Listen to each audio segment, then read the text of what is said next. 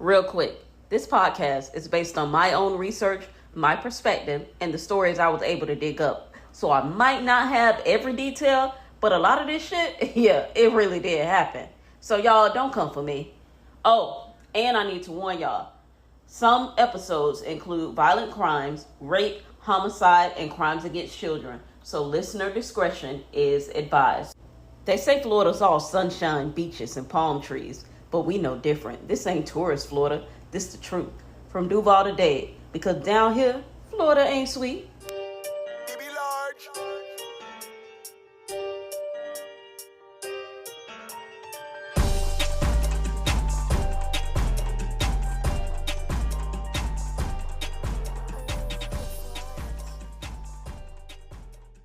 All right. We back with another one. This your girl Punkin, and I'm here with my good co-host, Swell Dale. Yeah, it's all swell when you're dealing with Dale.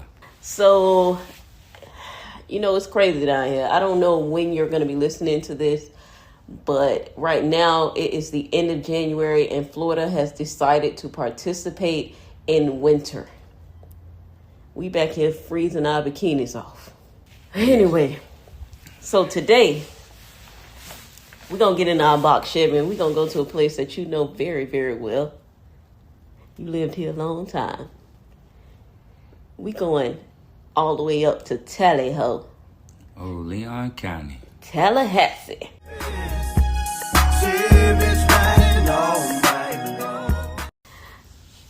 So this story is going to start with babysitting. It's going to include a toilet. And it's going to include a lie that was just too crazy to cover up. So we're going to call this one the broken toilet. Okay, here we go. You already know this could get crazy. You know how they get down in Tallahassee. You already know. Yeah.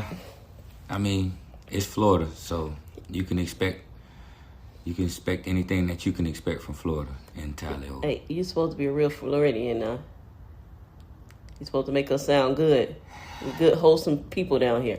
I don't wanna do this, but I lived in Tallahassee for 9 years. I have a great deal of respect for the 850 for Tallahassee. My oldest child was born in Tallahassee Memorial Hospital. But with all of that being said, the rest of my 40-something years of life has been in South Florida. And I tell you, South Florida don't even consider the Panhandle Florida. I mean, with the exception of Tallahassee. They'll claim Jacksonville. They only acknowledge Tallahassee because of FAM. Yeah, but you didn't even go to FAM. Oh. I did Florida State, too. I'm about to say. Okay, look. They don't even care about the governor's office. And I honestly would have probably went. I tell this story usually. I got accepted to FAM, but they was messing up the money back then. So we had to do what we had to do. I never applied to FAM, but I lived across the street from the campus. I actually lived on campus, but was never enrolled at FAM as a student. So that's a whole nother story, but... yeah. But we lived the life. We hung out there. That's where we spent a lot of our time at. But in this story, this isn't about a student. This is about a young lady named Talia Jefferson. Now, Talia Jefferson was born on March 30th, 1997 in Tallahassee, Florida. She's an Aries. You got a little Aries daughter running around here. You know how the Rams can be. Full of energy. Boy. Full of it. But Talia, at this time, she was only 20 years old when her name hit headlines for all the wrong reasons. Now, she's young. She's trying to figure life out. She's bouncing in between jobs and relationships. Now, and most of her friends described her as a girl with charm, a little bit of edge, but the kind of person... I don't mean to cut you off. What year is this? This... I ain't even said it yet, but this is going to take place in 2020. I'm giving you a little background about Talia. Okay. Because you told me she, when she was born. She was born in 97. Okay. I'm slow sometimes. You remember 97? Yes, I was there. I was alive and well in 97.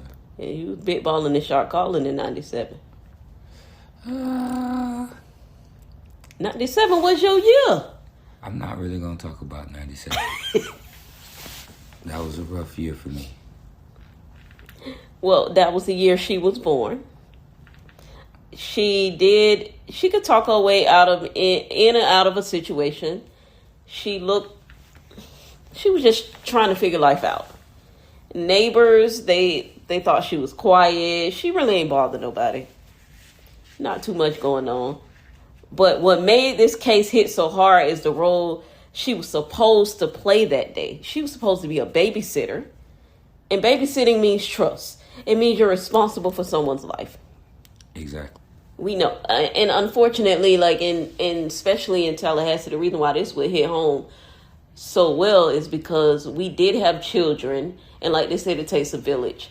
And in some cases, I had to leave my toddler with someone I didn't really know like that. But, I trusted him enough to give him a couple of hours so I can go do what I need to do so I can make a better life for myself and a better life for my child. I had to leave my son with my college friends. And they've grown to be great men. But at that time, I had to leave my son with the only people that I could trust. It's very hard. As I would try to take my son to class with me and, be asked to leave class because you can't bring a baby to class. It's rough. But sometimes they could be cranky. I don't love my baby in some questionable places. The sad thing is, the times when I did bring him, he wasn't fussy, but I understand a professor, if I let you come with your quiet baby, I can't tell the person with the fussy baby they can't come. They can't. Well, I don't nobody want to be in class with this baby that can't. Yeah. Like, unfortunately, they disrupting my class. Yeah. But I get it. If I allow one, I have to let everybody do it. So I gotta say no. Yeah, I understood the position they took on it. It was tough. Like, who brings a baby to class in college? That's not. Thankfully, though, I never had to bring him to class. Oh, but I had to. I did have a classmate who lived with somebody that sold drugs, and it's people like coming in and out. The only thing is, this is the only place my baby would go, and he loved going there. He loved playing. He smiled. He ran like to this person, and this is the place where I felt comfortable with leaving him. But at the end of the day, like you also got this shit going on the side, like, so it's questionable. But hey, so in other words, we had to make some tough choices up there. In my college experience, I don't think I ever saw any drugs. I didn't until one day. It was just one day. And then it kind of clicked in my head. And I don't think I had to leave him as much, thank God. But after that day, it was like, damn, I didn't know it was going down like this. They kept that part of their life separate. I'm going to be honest with you. Like, but you didn't see it. As you should. Everybody today want to profess that they criminals, which is dumb. So, like I said, when I was in college, I don't think I ever saw drugs unless it was on television.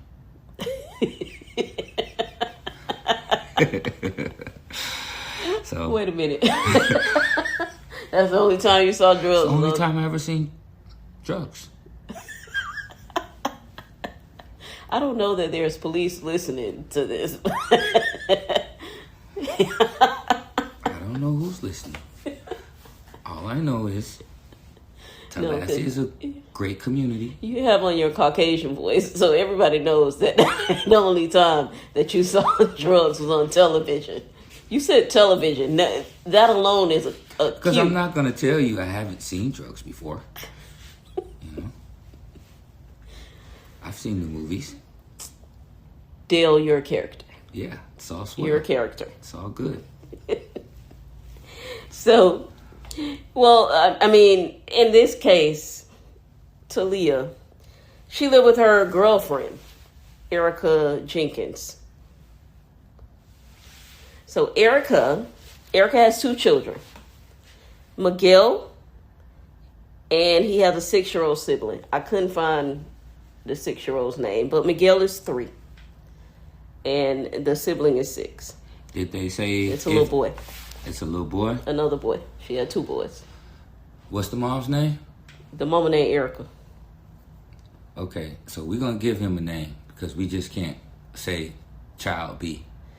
So, but we don't talk about him a whole lot. So you want to, if his name Miguel, what you going to name him? Pablo? No, little Carlito. Don't even go. Miguel and Carlito. It rose. Look, Carlito. We need you. All right, Carlito. That's who we going with. Okay. So Miguel and Carlito. Little Carlito. Yeah. It's his little brother, right? No, he was older. Oh. Miguel is 3, and then Carlito. Oh yeah, so then it's 6. Carlito. Definitely, then Carlito. So we need you. He bit Carlito, not little. Yeah. He ain't no little puppy. Yeah. He a big dog. Yeah. So, really, like Talia's role was she stayed home during the week to watch the kids, and Erica went to work. So she basically, she the stay-at-home mom, but she the stepmom, of course. They in the alphabet community, of course. There's nothing wrong with that. I'm just okay. So, you're not a stay-at-home mom. You just staying at home watching the kids. She is the babysitter. Yes. She is the what do they call it? The homemaker. Whatever, I don't know. Whatever they used to. Well, she stays at home and watch the kids. Cause she ain't paying no bills. And then, no, because Erica going to work. And then when Erica get off from work, she probably asking, so what we gonna eat? Like, what the? You're not making no home. All right, go ahead. Now, I don't know if she cooking or what, but she 20. I don't know if she even knew how they look. They didn't go into details. But anyway, so this is October 19, 2020. Okay. So we taking it back to 5 after years COVID. Ago, 6 years ago. It's a Monday afternoon. He wasn't her child, of course. He wasn't her family. But she had all the control. Her story was simple. Too simple. Talia had been watching him all day because, like I said, her mother was at work. His mother was at work, and his brother was at school. So at 3:15, the brother get out of school. Big Carlito, he done get out of school. Mm-hmm. Now around 3:35, Talia tells Miguel, which is a 3-year-old, to go brush his teeth. Okay. Now, according to her first story, she found him standing on the bathroom sink. She said she told him to get down, and she left the room to get a towel, and she heard a loud thump. And she came back, and Miguel was on the ground, covered in blood, screaming, and he had fell, and he had hit, like when he fell, he hit the toilet, and it shattered, and he cut himself on the porcelain. That was from the toilet. That's a lot of force. I don't know if I believe that, but I'm gonna let you keep talking. At first, you maybe believe it. Kids climb, kids fall. Bathrooms are hard. It is to break a porcelain toilet. And I'm listening to you. When the autopsy report came back, the injuries, of course, told a different story. But I was going with her. The kids fall. Now, I never had anybody break a porcelain toilet, but that's what she said. It's certain lies that it don't even pass the eye test. We don't even have to go get a lie detector. We do not have to get a lie detector for this. But, okay, let's go. So at this point, it is 6:58 p.m. This almost 3 hours after he supposedly fell. So Talia takes Miguel to, ironically, Tallahassee Memorial. He's unresponsive. His body temperature is 88 degrees, and he's suffering severe trauma from his head and face. But he been like that. He cold. At 88 degrees. You cold. Remember, you got to be 98.6. What time of year was it? It was October. It ain't that cold yet. No. But he 88 degrees. 88 degrees? Now, the hospital staff, it's trauma, so they did what they could to try and save him. But 6 minutes later, unfortunately, Miguel passed away. He died. They pronounced him dead. But the hospital staff at TMH, they called the police immediately. Yeah, as they should.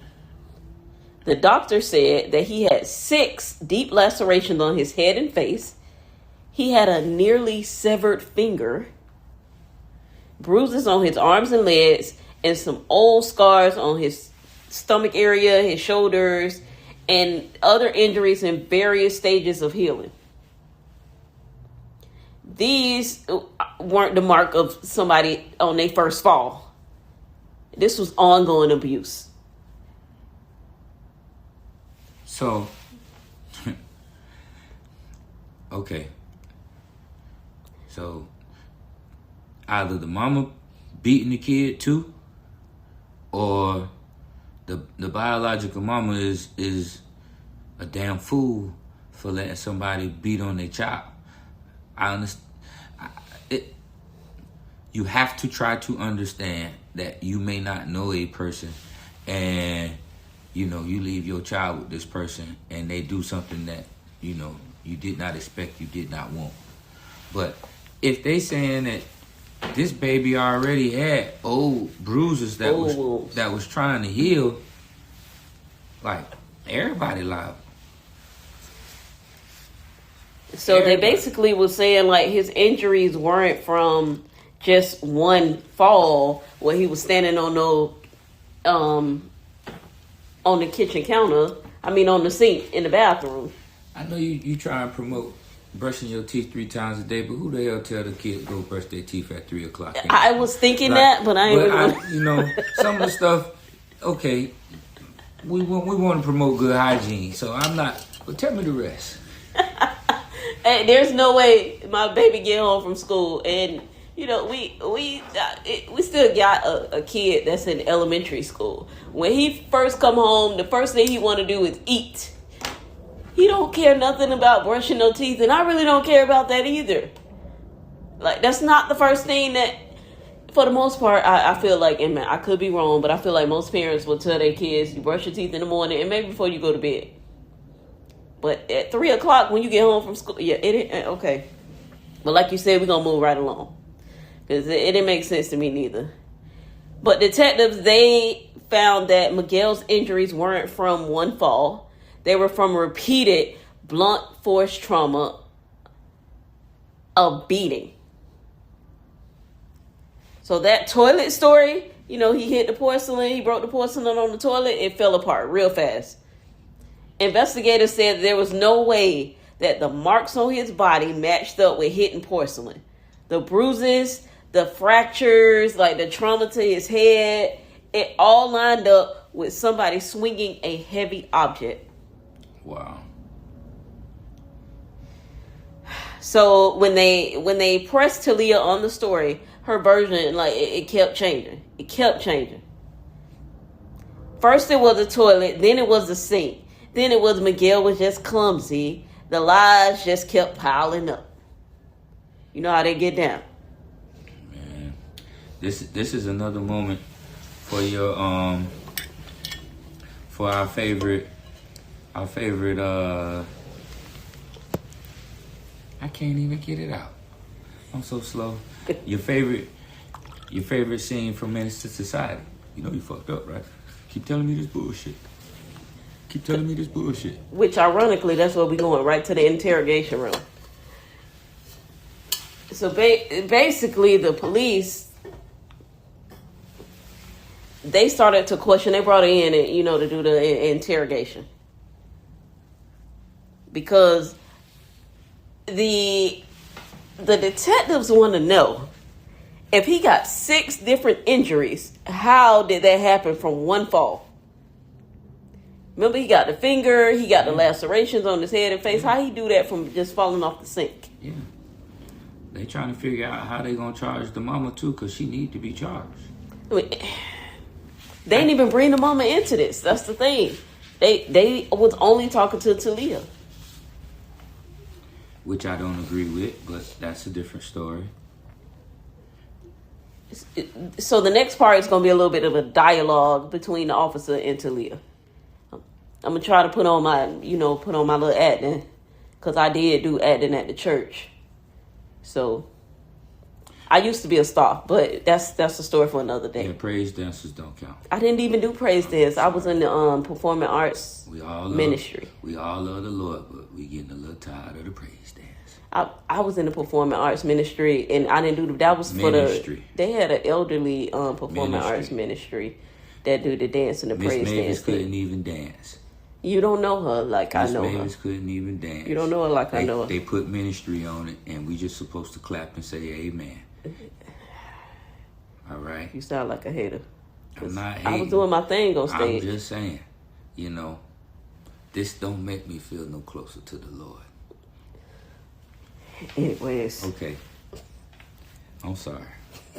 So the officer and Talia, this is going to be a little dialogue with them going back and forth. Officer was, okay, that's 1 out of 7, but the medical examiner is probably going to tell me that these other 6 all over his face, they didn't occur from striking his head on a toilet multiple times. Okay, because if you fell, they would hit their head on a broken toilet once, not 6. Talia was like 6, yeah, 6. Yeah, 6. I understand. 6? What Talia got to say? She's talking about 6. I understand, yeah.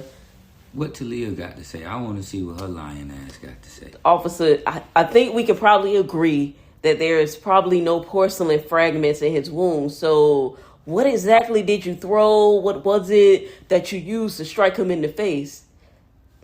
Talia. It was a screwdriver. What is it? A wrench.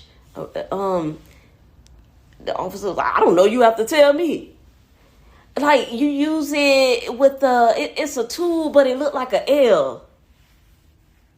A hammer? And the officer thought about it. He's like, oh, okay, like a tire iron. Yeah. She hit this baby with a fucking tire iron? She's still trying to convince him it was a toilet. Where's the father? I don't mean to say it like that, but... They ain't talked about the daddy. Man, boy, we need these fathers to advocate for these children when they can, man. I hate that. Okay, I'm listening. The toilet really did him in, though. It really did him in. Okay, so... It did him in? Yeah, it really did it to him. The toilet, that's who really did it. It was the toilet. Okay, so while he's pulling it up, did this occur in a bathroom or anything, or did it occur somewhere else? When I went in the first time, I seen him on the sink, and I said, "What the fuck is you doing?" I was like, "Get down," and he didn't want to get down, so I threw the thing not to hurt him, but shit. Officer was like, how many times did you throw it at him? Just once. And where did you hit him at? On the side of his head, on the side of his face. So from what you telling me, the forensic people, the toilet is broken, not by a person hitting it, but an object striking it. Mm-hmm. Did you strike the toilet bowl with the tool? No. Okay, so what broke the toilet bowl? That's when he jumped down, and it's a cup that was there too. Like, so what? At this point, the officer is looking for this. Remember, she said the object was an L-shaped thing. Yeah. He looked it up, and he finds a tire iron, and he was like, "Is this the tool you talking about?" That's it. Yeah. It's exactly like that. Oh, so it is a tire iron. In the bathroom. Her slow admission that she was angry and she threw the tire iron multiple times. Throwing a toy at him, this is the officer now, throwing a toy at him isn't going to cause multiple lacerations to his face. Either you know what I mean. If you pick up a toy and you throw it at him, let's just say you hit him in the head. Let's just say it might cause a small cut or abrasion, okay? But that's just one, but he got 6. on his head, on his face. Damn, 6. That's her. That's her? Damn, 6? 6. Man. Yeah. Are you sure you threw it? You know, the tire iron? Give me 6 minutes with her ass. 6 minutes? That's all you need? 6 minutes. You don't think you need that long? She like, yeah, I threw it when he was in the bathroom. I threw it. Did you hit him with anything else? Had to. Yeah, I ain't even gonna lie. I hit him with the thing again when he came back in the room. The tire iron? Yeah. Okay, which bedroom are you talking about? His. So he came into his room? What he was in his room for? Well, he was coming in, so he was walking in the room. I'm like, Gail, go back in there, get your clothes and whoop-de-whoop. And he trying to go in the living room just talking. So I said, Miguel, no, please go. You already got blood everywhere. Well, you know, it's not like, you going through the whole house. And I just got a new rug, a new couch, and all that. I'm like, hell no, you got to go back in your room. So he tried to leave the bathroom and go into his room. She cared more about the furniture than this baby's well-being. You should have already hit him with a fucking tire iron. Like, this prime example, there's so many people in this world that don't deserve to be around children. So the officer is like, so he tried to leave the bathroom and go into his room. Yeah, he tried to leave the bathroom and go into the living room. I needed him to come into the room where I was. So when he finally did come, yeah. You hit him on the left side or the right side? Do you remember how many times? I don't even know. Just once. She started mumbling. When he tried to go in the bedroom when he tried to leave the bathroom because he was bleeding, you wanted him to come back in? I wanted him to come to me. He was trying to like tread blood into the living room and the kitchen and all that. So I was trying not to get him to come in the room. To you and you just bust him in the head with a tire iron. I'd be running from you, crazy. I don't want to listen to you anymore. You're about to kill me. She done. Oh my gosh, I can't. You can't fix stupid. It's okay. All right.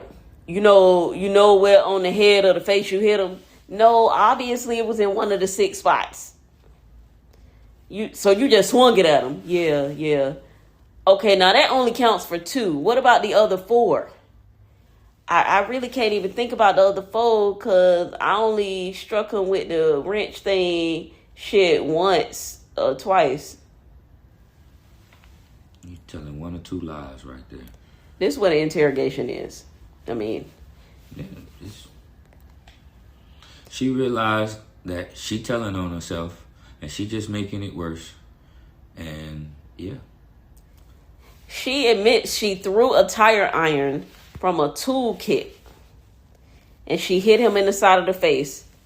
And the tire iron is what hit the toilet and shattered it. Because like you said, you know what kind of force that a human body would have to do to shatter a porcelain toilet. Yeah. But a tire iron can fuck a toilet up. I don't think, and I might be wrong, but I don't think an adult body falling out and hitting a toilet would crack it like that. You just bust your head open. I might be wrong. You might be able, but even with that adult body, you got like X amount of pounds, 100 plus, 200 plus pounds falling with that force. But a child? But imagine like if I took a tire iron and hit that. I mean, we broke down some walls with something like a tire iron almost. Brick walls. We sat and we hit. And that took an excessive force. Yep. You had to for a 3-year-old that, 3-year-olds ain't that big. That baby would have had to have weighed quite a bit and you throw him down in order for it to shatter like that. Yep. That it didn't make sense. So what that tells me is she tried to hit that baby with that tire iron with all of her might. And then the aftershock of that even broke the goddamn toilet. She admitted she hit him like 3 or 4 times on his head, face, and his butt. then she said, like, she punished him before because he was stubborn and he often required more hits than his older sibling. First of all, he's 3. He in the concussion protocol. You busting him upside the head. You don't make good decisions. Like, you gotta understand, you knocking him upside the head. He's not gonna make good decisions now. And he's a child. So you have to learn. And 3-year-olds are busy. 3-year-olds are very busy. We talked about that last episode about the 3-year-old. Like, they are talkative and they active as hell. It takes a lot of patience to deal with a child of that age. Even for the biological parent of that child. This takes a lot of patience. And that's why people try to be as careful as possible when you selecting someone to watch over your child. But I don't know that it was the mama. You know, I really felt like she may have felt like, again, this was a good relationship for her. No. I'm not going to say no. I'm going to tell you where I disagree with what you're saying, right? Medical report said that there were wounds that happened prior to the incident. So you think the mama participated? Either she participated or she was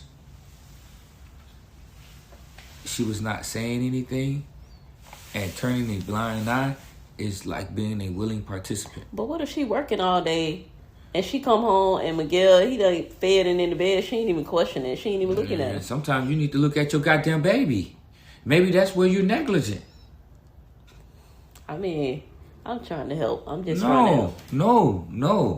No. So either you been beating on your baby too, y'all been tag teaming on this baby, or you sit around and let this girl beat on your baby and you don't do nothing.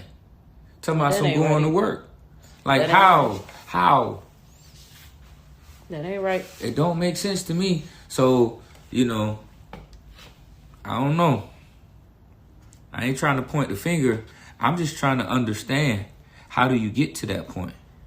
Because I know with my kids, like, I'm, especially when they were that age, I'm trying to see you. Even if they in their sleep, I come in there and I'm looking at them. I'm flipping their ass over and stuff like that. What's this mark on your face? What happened? Yeah. Oh, I got scratched playing on the playground. They were like, so little. You inspect your kids like I'm still holding them at 3. It's like, come on, man. Like, so that's where it gets weird. Like, all right, Mom, what's up? What's up with you? Like, but everybody don't inspect their kids like that. Okay, I'm gonna stop trying to help her, but I'm really trying. You can. You could continue to try. It's not gonna change my mind. I'm not gonna tell you wrong for what you're doing. I'm just telling you where I disagree. And where, you know, I've had to leave my children with somebody. And I check my kids out when I see them. If something don't look right, I'm coming straight to that person. I do remember sending him once with a family member, and he came back. At the time, he couldn't talk. He was probably like 2, and when he came back home from visiting with, but it wasn't my family member, it's his daddy family member. When he came back, he had this bruise that was on his back, and I asked his daddy about it, but I just knew from then on he was never going back there unless I was there. Because you don't have an explanation. Daddy ain't got an explanation. My baby was 2. He wasn't really a big talker at 2. Like, you know, we got one that would tell you, he'll give you a whole paragraph. This one wasn't a huge talker, so he couldn't really tell me what happened. But I know that he has this bruise on his back, and I pretty much told his daddy, like, he ain't going the fuck back over there. Not without my supervision. Because clearly, you was supposed to be watching his ass. You wasn't there neither. Hey, that's the only point I'm trying to make, you know? But remember, Miguel's sibling, this is supposed to be about 3:45 p.m. And remember, they said he didn't get to the hospital. Was it like 7 or 8 o'clock? Mm-hmm. What police is thinking is that by the time Talia put Miguel in the car, he was already gone. Yeah. That's why his body temperature had started to go down. You said 88? It was down to 88 degrees. 88, yeah. That poor child been gone. She done sat with him and she laid with him and think maybe the ambulance could have saved him, but she don't call. That's something she said. She sat in there in the interrogation room, I sat with him, I laid with him. Maybe the ambulance could have saved him, but you ain't never called the ambulance. So how the hell they were going to save him? She didn't want nobody to go in there and see the evidence of her beating him. Like, she was trying to fix it. I don't know. But because of that, they went back and they saw, like, this is abuse. This is something that had been going on. DCF came in there and they was like, oh, yeah, I don't trust now one of y'all. They took the other child, Big Carlito. Mm-hmm. They took him. And the prosecutors, they was trying to get the death penalty for Talia ass. I mean, it's only, you hit this baby with a fucking tire iron. Yeah. Like, I mean, we done got beat. We done got whoopings but we talking about something that can maybe leave a scratch or a scar. A little tiny scar or something, but not these I ain't never got abrasions. hit with no tire iron. I done got towed down, but I ain't never got hit with no tire iron. Nothing that hard. That's to kill you. Yeah. A belt don't kill you. That switch ain't gonna kill you. It's gonna scratch the hell out of your leg, but a shoe. They definitely should go for the death penalty. So they did the autopsy. And the detectives, they pretty much confirmed what they already suspected. What detectives already suspected. Miguel's skull fractures were consistent with blunt force trauma, with the tire iron. His bruises show a pattern that he was hit repeatedly, not just fell one time. And the injuries, they matched the heavy metal object. So, like the medical examiner, they separate from an autopsy. Right. Well, they separate from, they don't even know what's going on with the case. All they doing is taking Miguel's body, looking at it, and figuring out what happened. Coming up with whatever they can come up with. So it aligns with her testimony. It aligned with what the detectives thought. And they did find a tire iron in the backyard. So they were able to do that. Because she took it, I guess. And once she realized, like, Miguel fucked up, he really fucked up, she went and threw that tire iron in the backyard. That's what I remember when I told you. That's why she didn't call EMT. No, she ended up trying to clean up. Yeah. Worry about her goddamn rug. Man, look. I got a homeboy. He dated this chick. And the chick was abusive to her child. To the point where the authorities came in. She was investigated. And it got to the point where criminal charges were filed. He and her broke up, so I don't know what happened with her case, but he ended up having to be on probation because he did not report her child abuse. How the fuck is that? I don't know what the exact charge was, but he was charged with not reporting that shit. They lived together. He wasn't the biological father. That's crazy. They charged the mom, and then he got in trouble for. But that happens because if you think about it, like when you think about, I've seen it in more like a sexual assault type case, or a child exploitation, something like that. When them parents, like, you know how the child, like the stepdaddy or somebody be touching on them or some shit, and they go tell the mama, and the mama be like, well, don't worry about it. You need to stop acting so grown. Like, kind of brush it, sweep it under the rug. Yeah. They will put both of y'all asses in jail.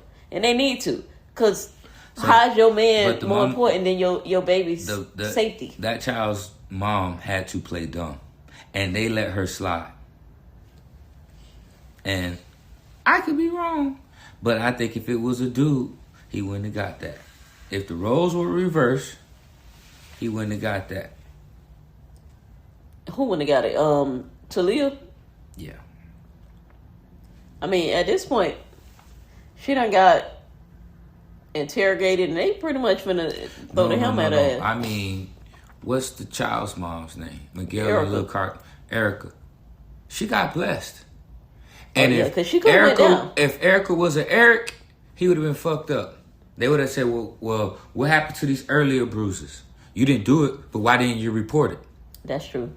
I mean, at some point, accountability. Yeah. Because you're the parent. You are the parent, not Talia. Why does he have these old bruises? Like, what was y'all doing? You cannot just beat on these kids like that just because they're being children. She could have been partaking in the same activity with the baby. I don't think it was to this extent. But Talia didn't get that shit out of nowhere. That she felt comfortable doing it. I mean, I ain't trying to, paint a certain picture, but you can't abuse my child and then just sit in my home and wait for me to come home from work. Do you know what you waiting to come home to? And do we know that a whole ass whooping? No. When I get home, I'm gonna beat your ass. When I see my baby like that, we finna fuck this whole house up. I'm gonna call the police. I'm gonna tell them some shit that went down. Y'all need to come on over here and get it sorted out with me. There go y'all domestic. It could be domestic. It could be whatever it want to be. But at this time, I'm pretty sure Miguel and even, Big Carlito. They can call that shit a hate crime at this point. You don't give a fuck. No. But they would have said, I'm pretty sure them kids said, no, she hit us. She beat us with the thing. Or she beat us with her hand or something like that. Them ain't your kids. There's ways to discipline that you don't have to do anything to where it causes those types of bruises and lacerations and stuff where they still in the process of healing. And she must have did it in a spot because the teachers ain't saying nothing. Oh, but Miguel don't go to school. My bad. He don't go to school. He stayed there with her. The 6-year-old is the one that go to school, so they didn't say anything about him having a whole bunch of bruises. Probably because he ain't home. And he old enough to listen. He not at that, if it's a terrible 2, then what, treacherous 3? The 3-year-old terrorist. Yeah, so, that's a rough age. It's pretty tough. If you don't have the patience, then that ain't the job for you. Did they say how old Erica was?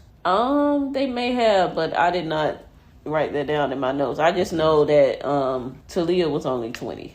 Yeah. So Erica couldn't have been that much older. But 20 ain't. No. The police painted a picture that Talia was angry and unstable and reckless. They feel like she just lost her temper with Miguel, and she grabbed what was near, which was the tire iron, and she just took her frustration out on the baby. Which is crazy. Who has a tire iron laying around? Right by the bathroom. Yeah, that's where I keep my tire iron. Where y'all keep y'all tire iron? So it was a story to that. I believe I put it somewhere in my notes why she had the tire iron. It was there for some type of maintenance that they was doing. Maintenance? In the house. Something they was using for some type of maintenance to fix something. And so it was still laying around. And that was just the first thing she saw and grabbed.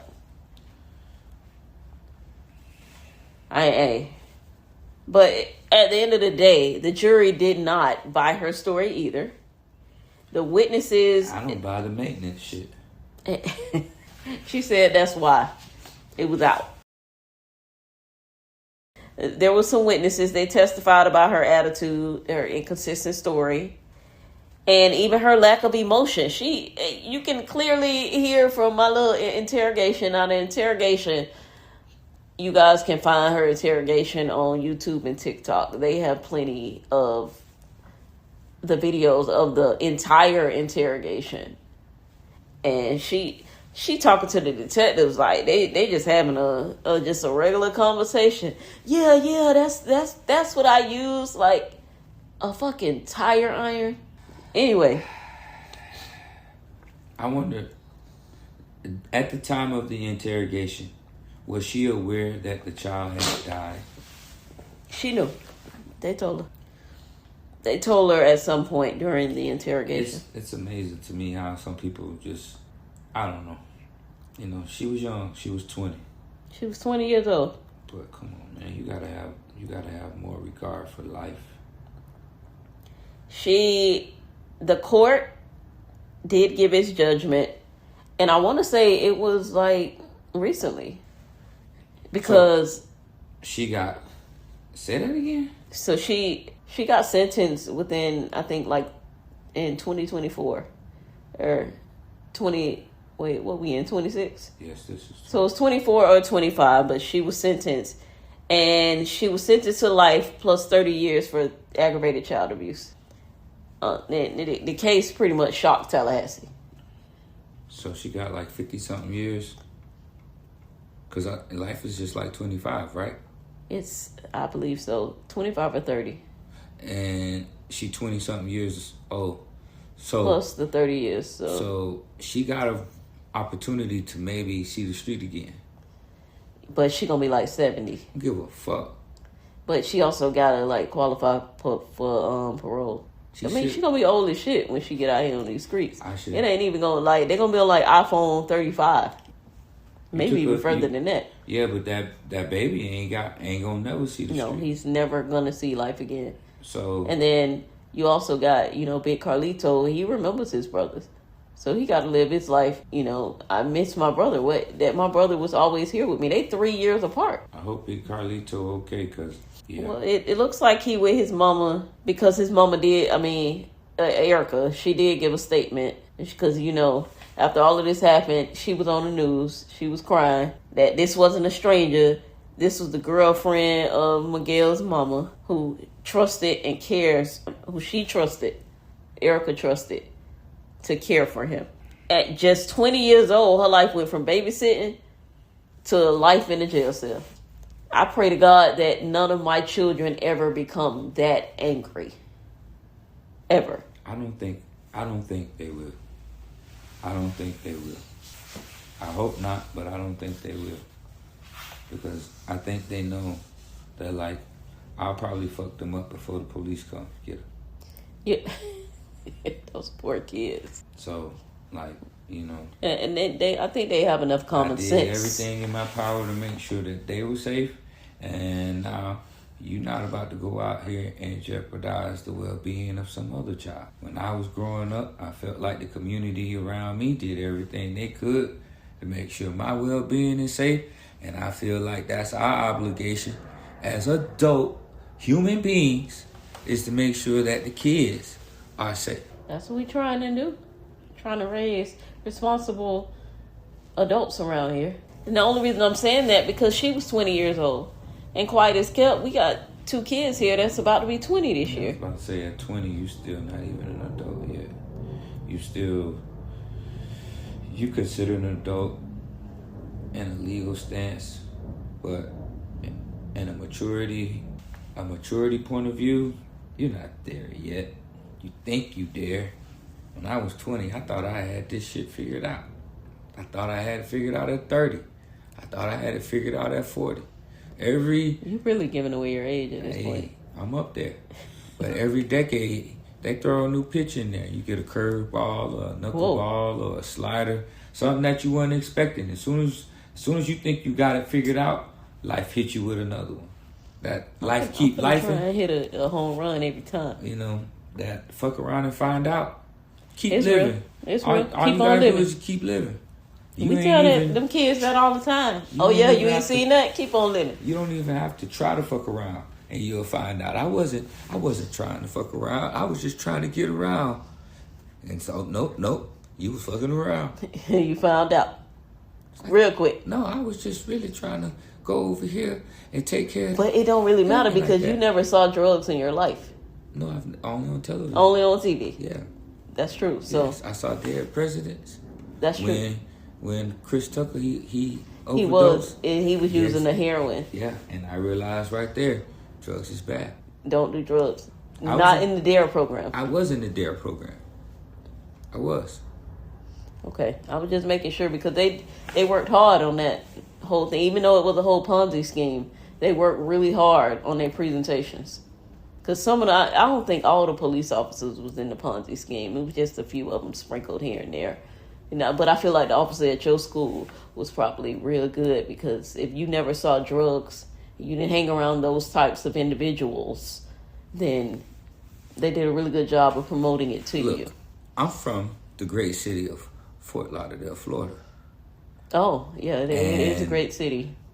We don't see drugs around here. I don't know what you talking about. Right. You better get it together. You're right. You're absolutely right. Considering I was born in Fort Lauderdale, too. But see, you were raised in Pompano. That's different. I'm appalled. It's not. I mean, it's just a different part of the county. It's literally the next street light up from Fort Lauderdale. It's not. Okay. It's not. It's not one street light. It's one street light up from Fort Lauderdale. It's not. It is. It's not. But that's okay. Okay. It's okay. I'm not finna sit there arguing Pompano, with you. that's our cousin. In Lauderdale, they probably didn't teach y'all geography like they did in Pompano. So you probably don't know that it's one street. So I'm going to give you a pass. I understand. That's probably what it was. It's cool. I understand. Okay. We'll pull up the map when we get off this podcast. I don't want to show you up on your old podcast. But what street? It was one street over. Maybe one exit on 95. How many streets do you pass to get to the next exit? So right there where I used to live, that was on this side of the street was Fort Lauderdale, and on the other side was Pompano.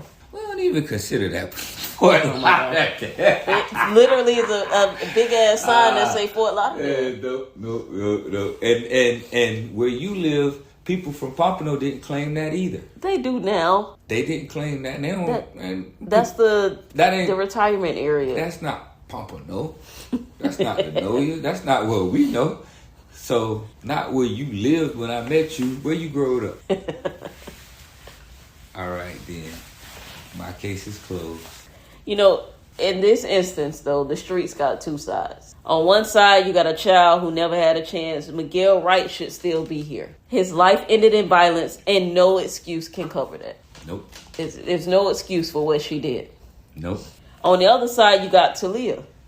Remember, you was on this last week also. She 20 years old. One decision, one moment of rage, one cover-up that was too sloppy, and now she will never see freedom again. You know one thing we was on last week, too? There he going to hell. Hell in the handbasket. Hell in the handbasket. We going to drop it. I'm telling you, it's coming to a funeral near you.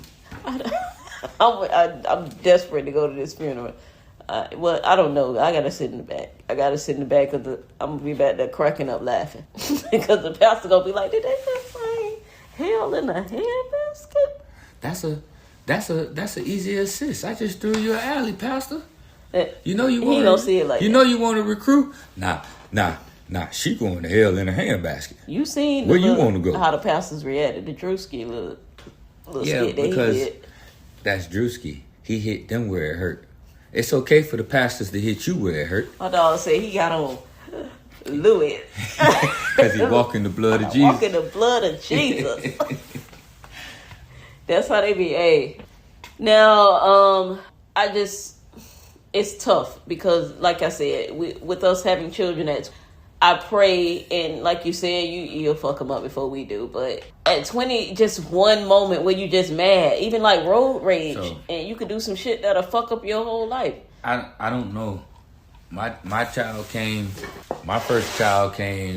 Whoa, I gotta do the math. My first child came when I was 24, so that's not really 20. But I also feel like I had a little bit more maturity. I had a little bit more patience than I did when I was 20. When you ask a 25-year-old if they think they're the same person that they were when they were 20. 25 years old, you're talking about 5 years ago. That's a fifth of their life. Once you get up to our age, 5 years kind of go by in a flash. But a young person like that, they felt like they've evolved so much in those 5 years. And I think I grew some.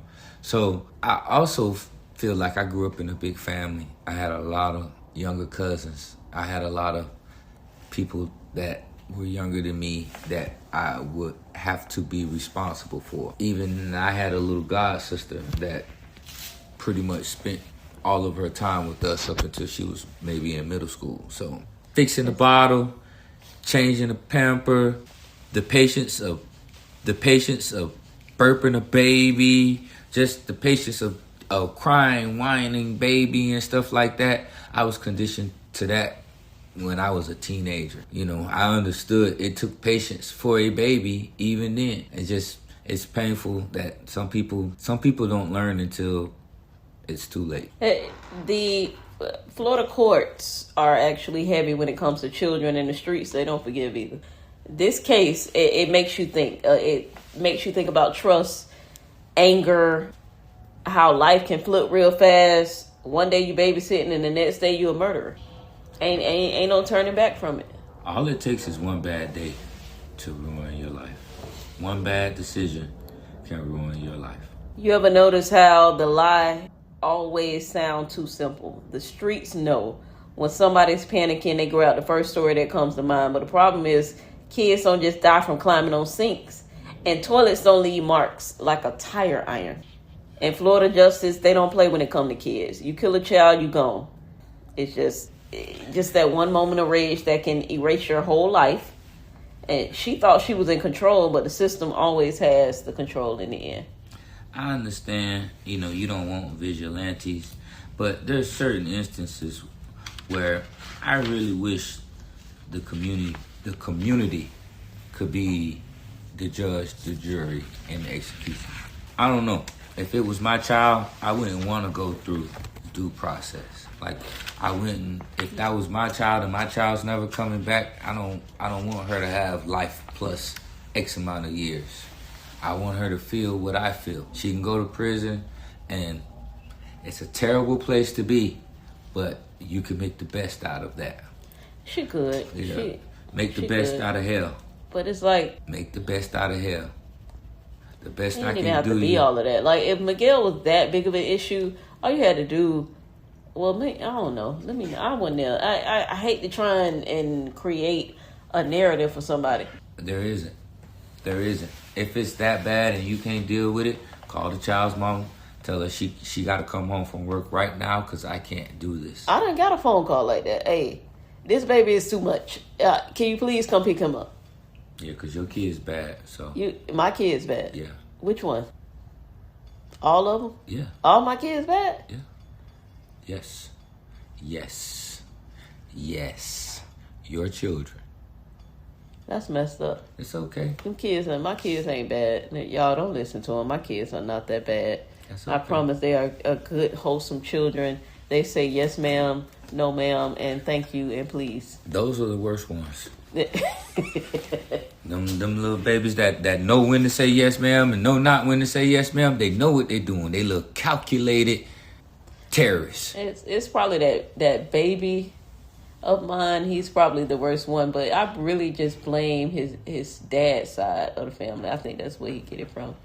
Probably from his daddy's side. He probably do. You have to give him grace.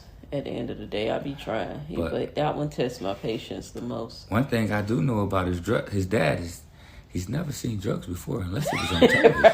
Only on TV. Only on TV. Only on television. In the heat of the night, they sold a lot of drugs on there. They always were getting busted, and I was flabbergasted. I watched Power, and what else did I watch? The Wire. They sold a lot of drugs on The Wire. Oh. And I used to watch Cops.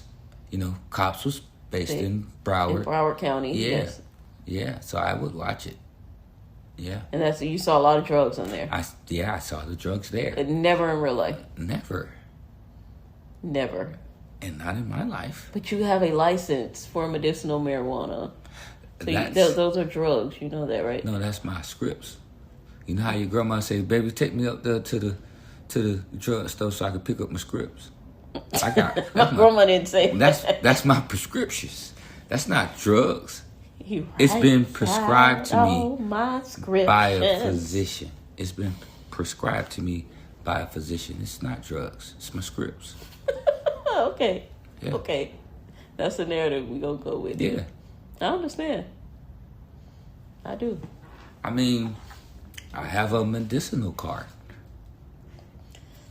You know? But I feel like you've seen other drugs as well at some point in your life. Yeah, on television. I've seen heroin on television. I've seen cocaine. Because dead presidents. Yeah.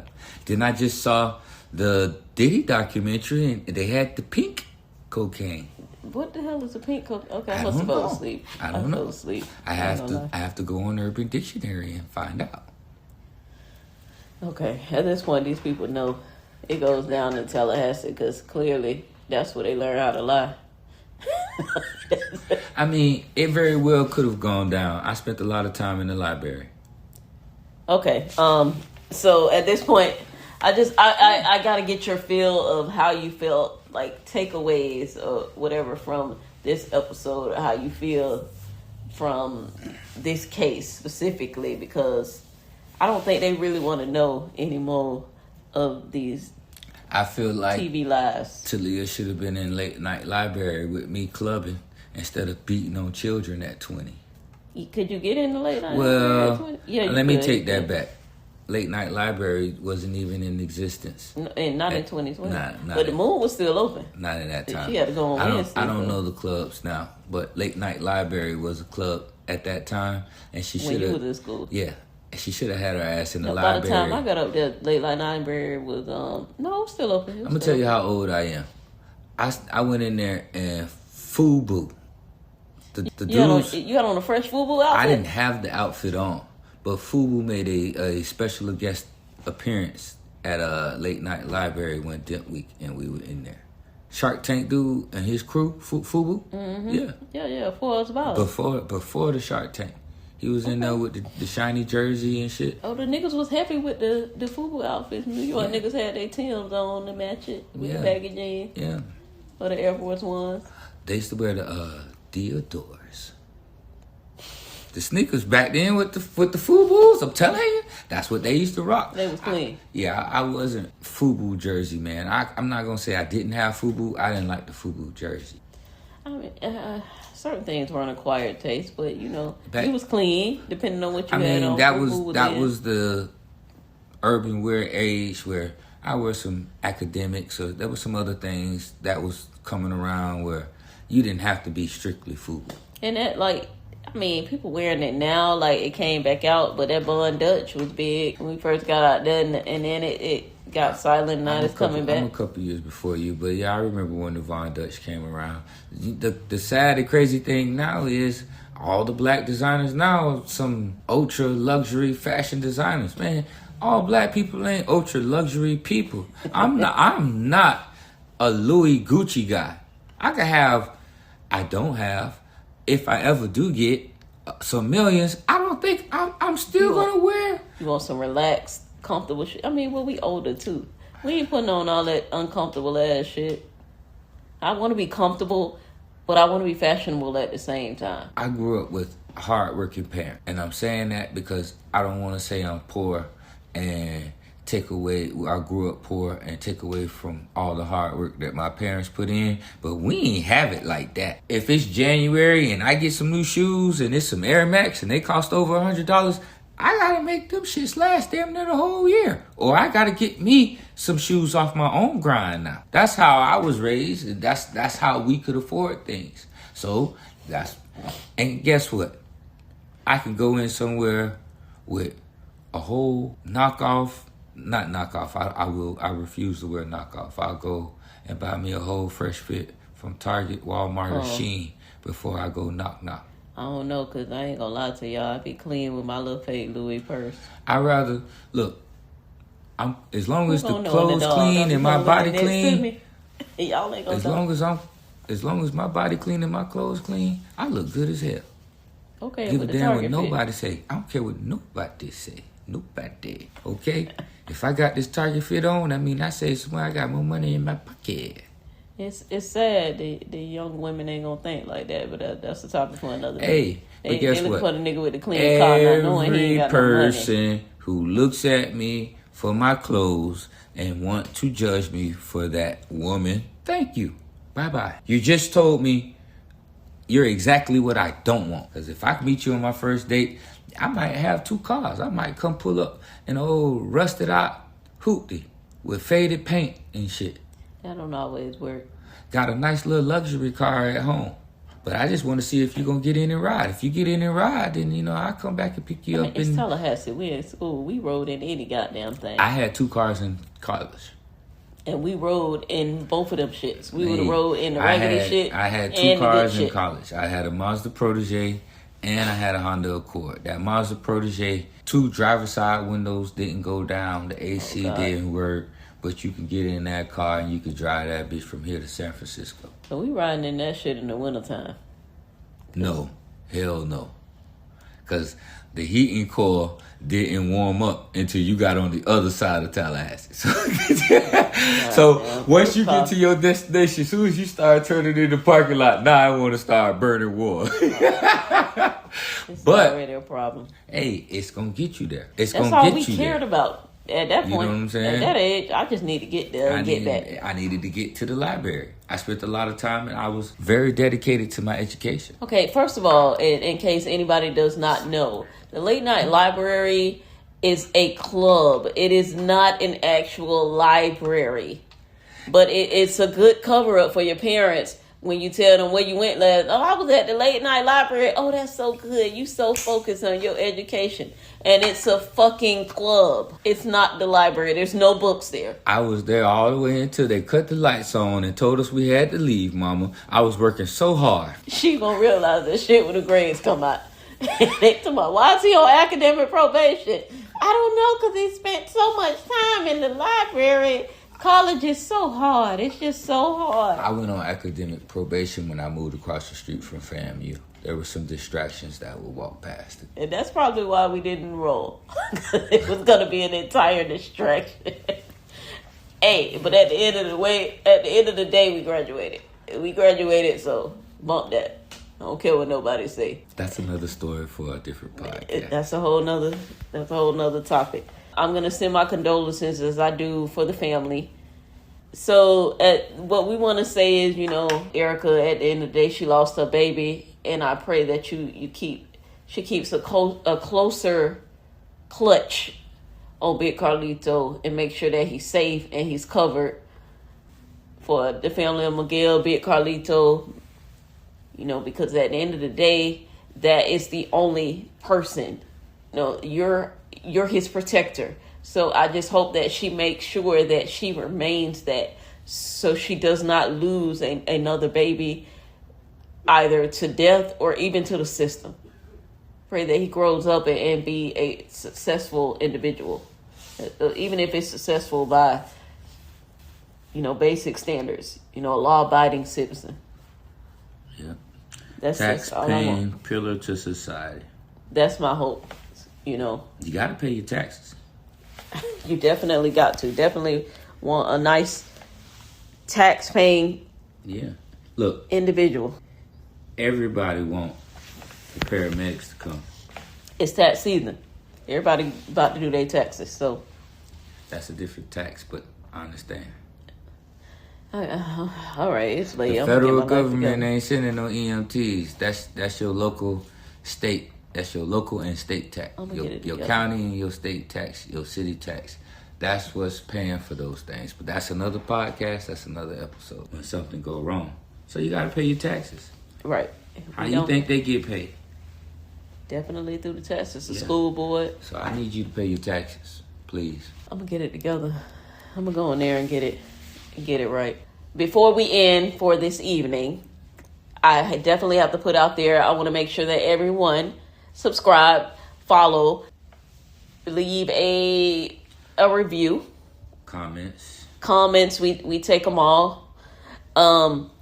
We are right now, we're on Spotify, Apple Podcasts, YouTube, TikTok, and even you can email us. Hey, if you know a Florida case you want to hear about, send it to me. I looked that shit up. We can do it. And everything is at Florida Ain't Sweet. Instagram. I do have an Instagram, and that one is Florida Ain't Sweet Pod. That's the only thing that's different. But everything else is Florida Ain't Sweet. So make sure you subscribe, tell a friend, tell your auntie, tell your barber. I don't give a fuck. All of them can follow. Tell your mama too. Yeah, don't forget mama. You know, mama like a good story. That's all she want to hear. She don't even care. We sprinkle a few cuss words here and there. So you have to excuse us because God ain't Mama cuss with her friends. She just don't cuss around us. They be cussing. That's another podcast for another day. That's another podcast and another day. But they be doing all the shit we did. All right, y'all. That's another one where the sunshine don't blind us and the streets don't lie. It's real heat in these streets because Florida ain't sweet.